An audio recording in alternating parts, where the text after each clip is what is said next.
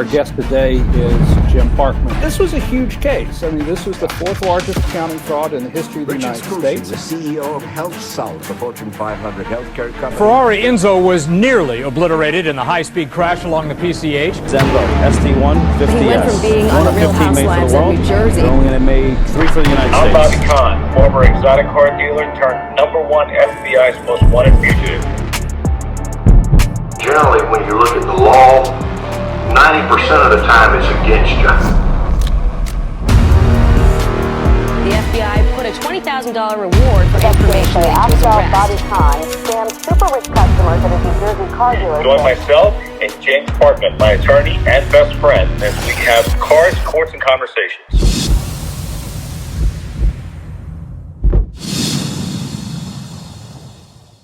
Hey everybody, welcome back to Parkman Khan Unleashed. That's Parkman, I'm Khan.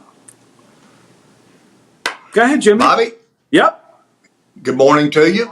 Good morning to you. It's what, Labor Day? Labor Day weekend, yep. Labor Day weekend to all the working people. It was originally set up for organized labor. Yeah. To give them, which is great. But it's turned into a big barbecue. That's all it's in. Well, you're right, but I'm certainly not organized labor because I've never been organized in my life. But anyway, it's an interesting concept, and I'm glad we have it because, having a day off is wonderful to eat barbecue. You're right. Listen, you can never go wrong. Or to go to the hamburger place, Listen, in and out it is. I mean, listen. In and out. We barbecued yesterday. We're going to barbecue again today. So that's enough burgers for the week for me. There you go. You got it. I lost 50 pounds. I can't gain them back again. There's something on my mind I'd like for us to talk about on this show. What do you got? Okay. I have always been intrigued about Abu Dhabi. Okay. The United Arab Emirates. I've never been. And I imagine, okay. A lot of people. Huh? First off, you're going to have to go with me. Okay. I would like to go. It would be a fun trip, but I've never been. So, what I picture is all you need is a pair of shorts, a bucket, a pail, and everything to dip sand with, and some suntan lotion. And sunblock is what you need. Sunblock. Yeah. So the Abu Dhabi. The only thing is, I just like saying the name. Yeah. Well, Abu Dhabi.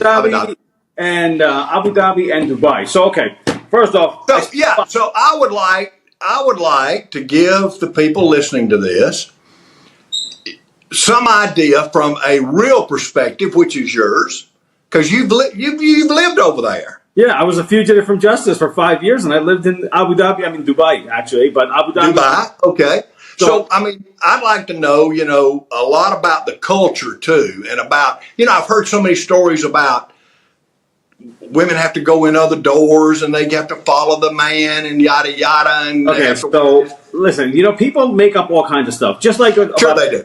People make up all kinds of lies, and then you got to see things firsthand before you can actually believe something. You know what the old saying? Believe a quarter of what you hear and a half of what you see. Okay? Correct. So I spent 5 years there, and even though I was a fugitive from justice, I believe it was the most peaceful 5 years of my life. Really? So the United Arab Emirates is made up of seven emirates. Abu Dhabi and Dubai are one of the largest emirates. When I say emirates, they're states. What happened is they came together back in 1971, and all seven of these little emirates said, hey, let's just form a country. And they formed a country. And then Abu Dhabi became the capital, and Dubai became like the New York City of the country. So, but it's a very small country. So Abu Dhabi and Dubai are a 40-minute drive if you're doing 65 miles an hour. And so you can go from Abu Dhabi to Dubai in 40 minutes. To Dubai in 40 minutes. 40 minutes, exactly. I mean, I know people that speed, and they're there in 35 minutes. So it's a straight road. And what I love about the country in general is they're a very compassionate bunch of people. Okay. Now, the local population is only about 1 million people. That's all. So, say local Emiratis, which are the Arabs, they only make about 1 million people. But there's 7 million people living in that country, or 7 or 8 million people. And that's all made up of expats. And I was just having this conversation with my friend Mike, who you've met. Yeah. He said, how is it over there? And I said, it is the easiest country. If you have to leave America and you have to go live in one country, United Arab Emirates is the one country that you can go there and just transition into smoothly, and it's like you don't miss a beat. Because everybody speaks English. Everywhere you go, all the buildings, English and Arabic. So, if you're going to call someplace, or like over here, when you call, a business or a building, a government office, everything's in English or Spanish. Over there, it's English and Arabic. So it's user friendly. And the best part about it is, like, say, when you go to Europe, you land in Europe and you're like, wow, this just looks different because you have all these small little cars that you're not used to. You're driving on the right-hand side. The roads are small. When you land in Abu Dhabi and you get out there, you're like, wow, what am I, in Houston? Because it's nice. You got palm trees. It'll remind you of like landing in Florida, or you're in like, LA, Texas, one of those places, because the roads were designed by American engineers. The cars, you're going to see Chevy Suburbans. You're going to see Cadillacs. You're going to see everything that you see here. You're going to drive on the left-hand side. Every restaurant that you have in America, you have there. So if you're in the mood for a Five Guys burger, you can go to Five Guys. You want to go get Baskin-Robbins ice cream, there's a Baskin-Robbins on every corner. So you don't feel out of your element. And that's, wow. And so it's like, you can travel there, and as a tourist, and the one thing I used to was, I'm like, I just want some Arabic stuff. Like, where do I go find Arabic food? Where do I find? And it's there, but what they did was, they were very smart. They've turned it into a huge tourist hub. So Abu Dhabi is a very quiet area. It's got beautiful beaches, if you go out to the Corniche, beautiful aqua blue water, a lot of hotels with beachfront property. Just a resort-friendly town, but very quiet. All right, now hold it right there. Let me ask this. Okay. Is Dubai on water also? Yes. Yeah. Dubai's on water too. And so how the sharks? Well, we didn't see a single shark the whole time we were there, but the beaches, and Stephanie, my wife, will vouch for this. It is some of the nicest beaches in the world. Like, I don't go to the beaches when I'm here in America because I feel like they're just so dirty and dingy, and the water is just, unless you go to Miami, the water is really not nice, even if you go out to Malibu, right? But when you go out to Dubai or Abu Dhabi, the water is crystal clear. It is a clean beach. They go out above and beyond. Like, okay, you got Wi-Fi on the beaches. You got all these cabanas. You got all these resorts there. It is clean, and they keep the riffraff out. So, like, there's certain beaches where single men won't go there. It's only for families. And then there's other beaches where, okay, you got to be polite. You got to go there. You're not going to be doing, you're not playing loud music. There's no drugs. There's no needles. You don't have any of that. It's clean, fun. You just go out and have, and a lot of things people say is, oh, I can't drink there. You can drink there. They have alcohol that the waiters will come out there and serve you alcohol on the beach. I heard different. I heard that they don't give you alcohol. No. There. Okay, so you have liquor stores there. Every hotel has a bar. Every hotel serves liquor. Every restaurant serves liquor if they have a liquor license. So when you land there, okay, what you can do is when you land and you just tell them, look, I'm here for vacation. I need a liquor license. It's like $25, and they give you a liquor license. So when you go to a bar, they'll say, okay, do you have your liquor license? Yeah, here it is. Most times, nobody even asks for it, but it's nice to have it. So this way they know that you're not an Arab, you're a non-Muslim that's there to actually enjoy. But I've never seen them ever ask for an ID and say, hey, can you show me your license? But you can drink. And then the other thing a lot of people question is, well, women have to be covered up and this and that. My 5 years we were there. We'd go to the beach every Friday and Saturday because, Friday's a holiday we're there. Used to be, not anymore. Wore a two-piece bikini. That's it. Everybody's wearing bikinis. All the Europeans vacation there, they're wearing bikinis. It's just like going to the beach here. They don't have that. What they will tell you is they don't want you making out in public, okay? So don't be out there on the beach having sex. Don't be out there, sucking face with your girlfriend on the beach in front of the public. They don't want you to do that. Do that in your room. And then even what it used to be was that if you weren't married, you couldn't live together, or you couldn't stay at a hotel together unless you were married. They did away with that law. Now, if you're there with your girlfriend, just check into a hotel. You can live in an apartment. Like, I have a friend of mine who's Canadian. He's not married, and he's got an apartment at the Burj Khalifa, and him and his girlfriend live there. They've been living there for a couple of years now.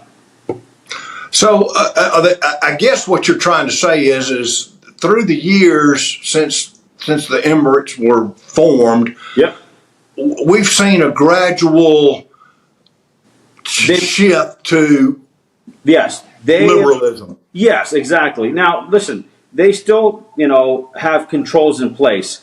However, it's they've opened up to a point where, okay, look, you can do this stuff. Like now, for example, in 2 years' time, about a year and a half's time, they're going to have the first casino ever open up there. The Wynn from Vegas is opening up their casino. It's under construction right now. That's huge, because in Islam, gambling is illegal. You can't gamble in Islam. You can't drink in Islam. But they've allowed alcohol. They've allowed gambling. And they said, look, there's a separation.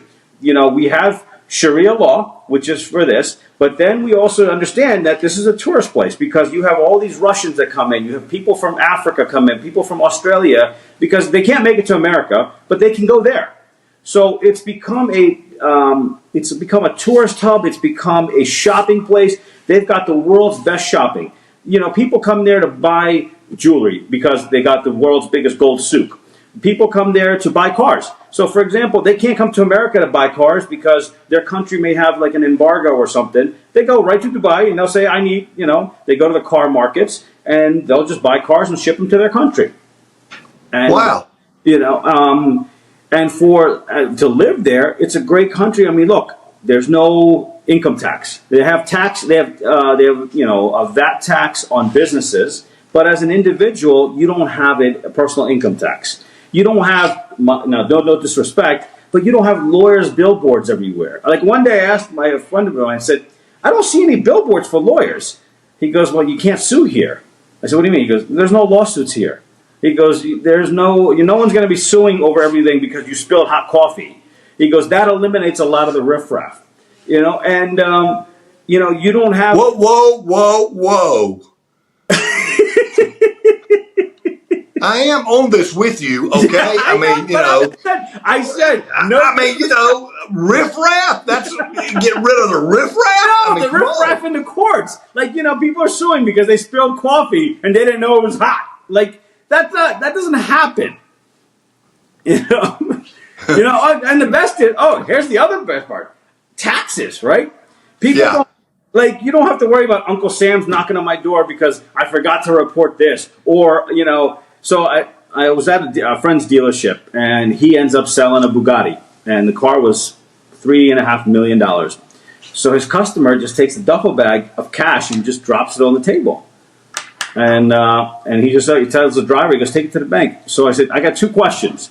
You just handed $3.5 million to your driver, and how do you know he's coming back?" He goes, "Where's he going to go? He's not going to steal." He goes, "If he steals, now he's got some problems." And I said, "And what about you didn't do any paperwork with your customer?" He goes, "There's no income tax." He goes, "The guy can walk in here with $100 million in cash. The government doesn't care." Now that, we go into a dealership here, we get more than $9,000. We got to sign this, we got to sign that. Not there. Yeah. Well, wow. Yeah. So how's the crime over there? I mean, Well, so believe it or not, okay, they're like, it's instant because they have spent money on surveillance. They've spent money on everything. Like, for example, speeding, right? You'll never see a cop pull anybody over there. I've never seen it, but you're going to get a ticket though. It's not like it's chaos, people driving like 100 miles an hour on the roads. No. So every 100 yards, you'll see this tower. It's like this tower that stands like this. It's got 4 pieces of glass in there. One monitors your speed, one monitors your window tint, one monitors if you're on your cell phone, and all this. And all of a sudden, you're going to get a text message. You just got a ticket for speeding, or you got a ticket for this. And if you don't pay your ticket in 45 days, then now all of a sudden they're going to suspend your registration. If you don't do this, they're going to impound your car in 90 days. So it's like you pay your tickets, but you don't have this now. A cop pulls you over, something happened, now there's police brutality. None of that stuff. You still have civility and you have order, without having to have all this other chaos that gets involved in traffic stops and all the risks that go into it. Yeah. What about other crimes? I mean, like murders and rapes. Yeah, I mean, very burglaries. Very rare, but if that happens, they will punish you. So, for example, there was somebody that dressed up, a woman dressed up in like a full burqa, and she walked into a mall and she killed somebody. Right. Within an hour's time, they had found her, even though she was covered head to toe. They had found her. They had arrested her, and they will serve you. So how that works is if you kill somebody there, they're going to kill you. That's how it works, okay? They're going to kill you by firing squad, and the only way you're getting out of that, there's something called blood money. So if I killed somebody, they're going to go to the victim's family and say, do you want to let this person live and forgive him if he gives you, say, $250,000? And it's up to that family to say, all right, we're going to forgive him if he pays me $250,000, or no, we want him killed. And that's how it works there. Well, if you pay the money, do you still go to prison, or do you just get out? No, if they say, the family decides at that point. We'll say, okay, right. We forgive him, okay? If you rape somebody, forget it. You're going to prison, and they're going to torture you, and they will, on Friday afternoon, after prayer, you're going outside, and the firing squad's going to shoot you. That's how it. I mean, they're not going to stand for that rape. They're not going to stand for you molesting a child. It doesn't work. No, you were convicted Friday afternoon, and they're not going to sit there and hold you for 10 years. You got convicted. The next month or whatever, they have time. They're taking you outside after prayer at 1 o'clock in the afternoon. They're going to shoot you. Well, that's kind of simple, isn't it? It's very simple, right? Very simple. Now, the other thing I believe is. They're very big on forgiveness, okay? So the king, what he does is Eid is their holiday, okay? So it's like Christmas here. And it happens twice a year. So what he does is they go into all the prisons, and the king says, okay, well, this guy was charged with fraud, or this guy did this. Okay, I'm going to forgive him, release him. So what happens is now you got arrested, you did 6 months in jail, or you did almost a year in jail. Now it's holiday time. He says, I'm forgiving you, and you go on and rehabilitate. And when you rehabilitate, it's not like over here when they open a prison door and they hand you $25 and say, now you go on your life, and now you have a scarlet letter, you're a convicted felon, you can't rent a house here, you can't do this. No. You paid your debt to society, you're going to get started. Here, we're going to help you. We're going to help you get a home. We're going to help you get a car. We're going to help you get on your feet. And there is no, scarlet letter where now every time you go to get a job, they got to do a check and say, you're a convicted felon. Because the king wipes it out. The king wipes it out. And go ahead. Okay. Let's go to, which is one of my big issues, cost of living. Okay. So the cost of living is, it's not too different than if you lived in New Jersey or New York. That's what it is. I mean, if you're going to get I have a friend of mine that was paying $2,200 a month rent in the world's tallest building for an apartment. It's not that bad, That's not bad at all. Yeah, 1-bedroom apartment he had there, and nice, and that's door-to-door service. They bring the groceries to you. They do all that. That's a great rent. You can get yourself a 3-bedroom, 4-bedroom house for around $3,000 a month. That's not a bad place. I mean, now, obviously, if you want to go live on the Palm, you're going to pay the prices of Beverly Hills or, living on Palm Island or something like that. But that's expected, because you're living on this man-made island. You have a 10,000 square foot villa or you have a penthouse. You're going to pay those prices. So it's like anything else. You have homes for the middle class, and then you have homes for the super rich that want to have a $30, $40 million home. Well, but it's not that big of a country area-wise, so I would think that buying land would be very precious and would be very costly. Well, you also have to remember, it's a whole desert. So the whole thing is land. So they, like the king, for the locals, the king hands out land to the locals and says, here, I'm giving you land, go build a home. So they get their land for free and they go build their homes. But as a expat, you can go and buy land, but there's so much. They're developing every day. There's construction going on all over the city. I mean, there's golf courses being built. There's apartment buildings being built. There's no shortage of homes. There's no shortage of land for you to say, hey, you know what? I want to live here. Okay. Because Where, like, if you look at Dubai skyline, where it was 15 years ago and now where it is today, you're like, wow. Like, we can't make that kind of progress here in America because unions and politicians would hinder all that. Well, you know what? This has been, to me, it has been a great period for us. I hope for the listeners, because you've given firsthand information. Okay? I recommend if you want to go, somebody wants to go there, they have to check it out. You know, check it out firsthand and enjoy it. And fantastic, you'd love it. Yeah. If my kids were adults and they weren't in school, in high school right now, and like graduating in a couple of years, honestly, I'd pack up and I'd move. I'd go live there. Wow. Yep. One final thing. Yep. Do they have sports over there? Yeah. Are you kidding me? Boxing. I'm just asking. I've never been. They're big. It's like anywhere else. Sports is big. Okay. Yeah, sports is big. And then, like, all the acts. Like, for example, if you're an American that lives there, guess what? All the people that you like to go watch here, performers, they go out there and they perform there. All the movies that you like to watch here, they come out there at the same time. So, you know, the movie, like, for example, you watch Yellowstone. Yellowstone will air there 8 hours before it airs here because they're 8 hours ahead. So you get everything.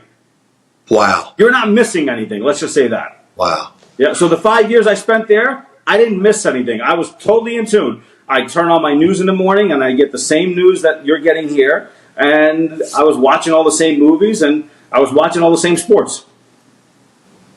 Well, I want to say, you know, for the 5 years you were gone, I missed you. Yeah, I know. I missed you too. You know, thank you, buddy. It's kind of hard for justice. You know, you can't pick up the phone and call you.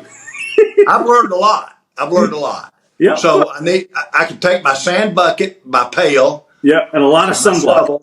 My sunblock. Yep. And I'm right there. You have a good time. So, you guys should subscribe, like, and share this, and watch the next episode. Thank you. All right. Take care. Good to see you. All right. Be good. Bye, buddy.